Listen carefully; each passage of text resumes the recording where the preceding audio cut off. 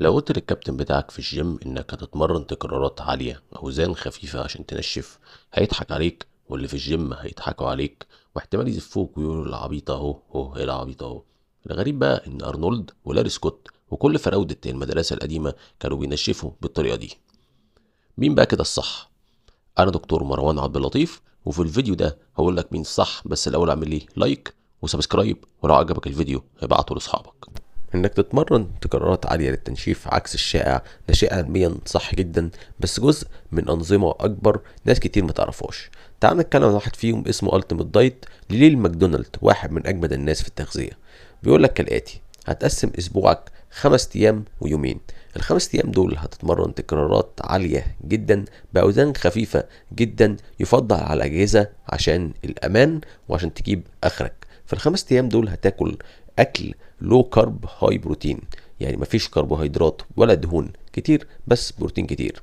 الهدف من الحكايه دي انك تفضي جسمك كله من كل مخازن الجلايكوجين، وكده جسمك بيبتدي يحرق دهون كتير جدا. بس الحكايه دي مرهقه جدا وهتخليك تحاول تدور عليا عشان تضربني. بعد كده هتتمرن تمرينه في اليوم السادس باوزان متوسطه عشان تحسن حساسيه الانسولين. بعد كده بتعمل حاجه اسمها كارب لود، انك تاخد اكل فيه كارب كتير جدا.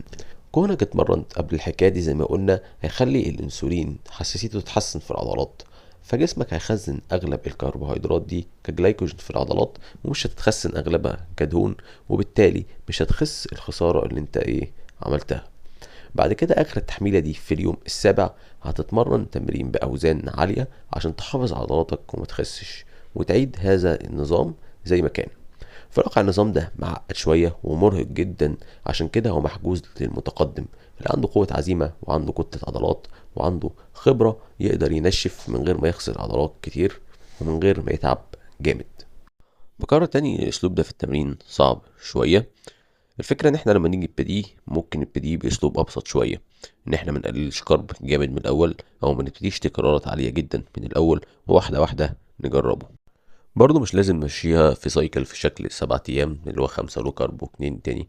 ممكن تلعب واحدة واحدة في الأيام حسب إرادتك. الصراحة أنا جربت البرنامج ده مع ناس في التدريب الأونلاين معايا، والنتيجة كنت شايفها كويسة جدا. ضخم معايا شهر، بعد كده شفته شهر تاني، وزي ما انتوا شايفين نتيجة كويسة جدا بالنسبة لحد مبتدئ.